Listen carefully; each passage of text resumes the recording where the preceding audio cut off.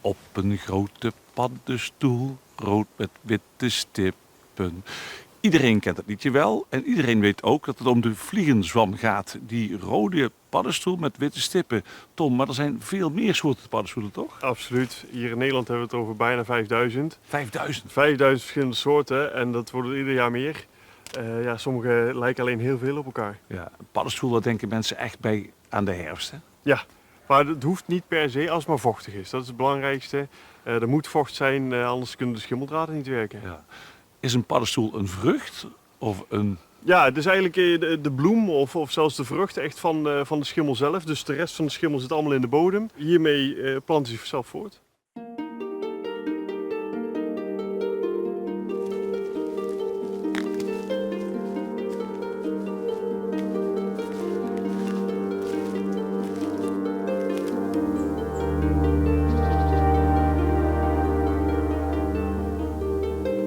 Hier staan ze, hè? De Ja. vliegenzwam. Ja, dit is de vliegenzwam, de rood met witte stippen.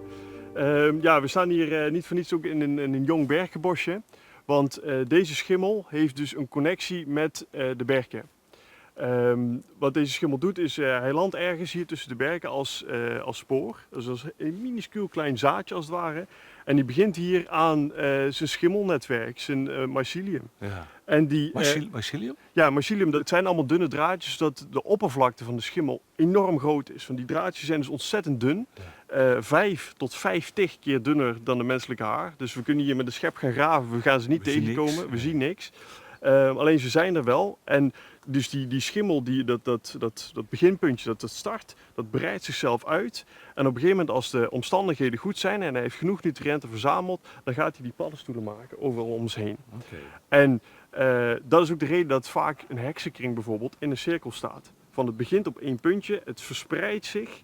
En bijvoorbeeld in een grasveld zie je dat heel erg mooi, dat je dan echt een mooie cirkel hebt van een heksenkring. Ja. Het is een beetje mythisch, hè, die paddenstoelen. Ja, het is een beetje mythisch. Elfjes, kaboutertjes. Ze zijn er waarschijnlijk in de middeleeuwen mee begonnen, dat die connectie met het supernatuurlijke. Ja. En ja, dat is ook wel een beetje te snappen, want we staan hier ook natuurlijk in de herfst, de blaadjes vallen, het is allemaal een beetje schimmig, minder licht. Ja, en dan zie je die fel rode paddenstoelen in één keer uit de grond komen. Ja, dan snap je wel dat daar een connectie in zit. Ja. En bijvoorbeeld ook het Engelse woord fungus is waarschijnlijk afgeleid van het Latijn. En dat betekent iets als ik maak je dood. Oh. Omdat mensen natuurlijk ook, ja, ze wisten ook wel dat schimmels in sommige gevallen paddenstoelen giftig zijn. Ja, en dus vandaar die naam ook. Van, het heeft altijd iets bijzonders gehad.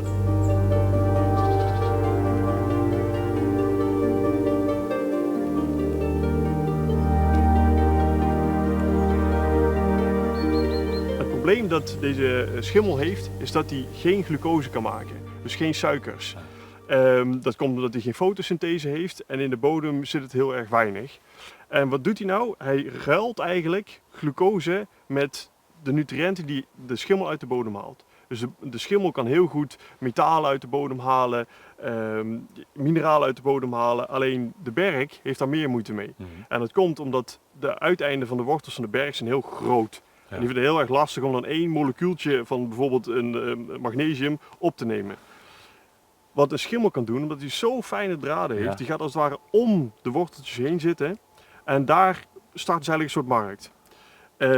De schimmel die komt aanzetten met zijn metalen en de nutriënten die de boom nodig heeft. En in ruil daarvoor staat de berk een klein beetje glucose af aan de schimmel. En ja, dat is eigenlijk de energie waar de schimmel op draait. Het is een symbiose, dus ze helpen elkaar. Dus bijvoorbeeld, je hebt ook schimmels die zijn een parasiet. Maar in dit geval werken ze echt samen om samen groter en beter te worden.